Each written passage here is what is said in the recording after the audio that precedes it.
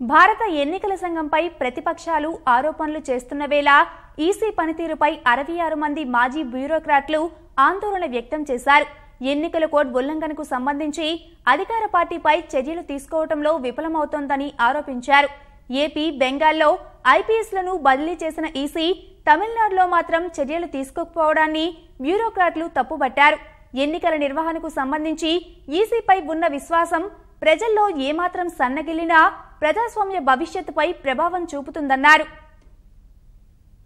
ఎన్నికల ప్రవర్తన నియమావళి విషయమై ముఖ్యంగా అధికార పార్టీపై వచ్చిన ఆరోపణలపై చర్యలు తీసుకోవడంలో కేంద్ర ఎన్నికల సంఘం ఘోరంగా విఫలమైందని మాజీ బ్యూరోక్రాట్లు ఆందోళన వ్యక్తం చేశారు. ఈ విషయంలో అధికారుల పనితీరు ఈసీ విశ్వసనీయతను ప్రశ్నార్థకంగా మారుస్తున్నాయన్నారు. 66 మంది మాజీ బ్యూరోక్రాట్లు రాష్ట్రపతి రామ్నాథ్ కోవింద్ కు రాసిన లేఖలో ఈ మేరకు పేర్కొన్నారు. రాజస్థాన్ మాజీ సీఎస్ సలావుద్దీన్ అహ్మద్, పంజాబ్ మాజీ డీజీపీ జులియో రిబెరియో, ప్రసార భారతి మాజీ సీఈఓ జావర్ సర్కర్, ఢిల్లీ మాజీ లెఫ్టినెంట్ గవర్నర్ నజీబ్ జంగ్, పుణె మాజీ సిపి మీరన్ బొర్వాంకర్ తదితరులు రాష్ట్రపతికి లేఖ రాసిన బ్యూరోక్రాట్లలో ఉన్నారు. అధికార పార్టీ యథేచ్ఛగా ఎన్నికల ప్రవర్తన నియమావళి ఉల్లంఘిస్తున్నా ఈసీ చూసి చూడనట్లు వ్యవహరిస్తోందని ఆరోపించారు. ఉపగ్రహ విధ్వంసక క్షిపణి ప్రయోగం తర్వాత ప్రధాని మోదీ ప్రసంగం, మోదీ కామన్ మ్యాన్ జర్నీ పేరుతో వెబ్ సిరీస్ విడుదల, నమో టీవీ ఛానల్ ప్రారంభంపై ఈసీ తీసుకున్న చర్యలేవి అని ప్రశ్నించారు. మరి ముఖ్యంగా ఉత్తరప్రదేశ్ ముఖ్యమంత్రి యోగి ఆదిత్యనాథ్ భారత సైన్యాన్ని మోదీ సేనగా పేర్కొనటంపై తీవ్ర అభ్యంతరం వ్యక్తం చేశారు. ఈ వ్యాఖ్యలపై కఠిన చర్యలు తీసుకోవాల్సి ఉన్నప్పటికీ కేవలం హెచ్చరిక లేఖతో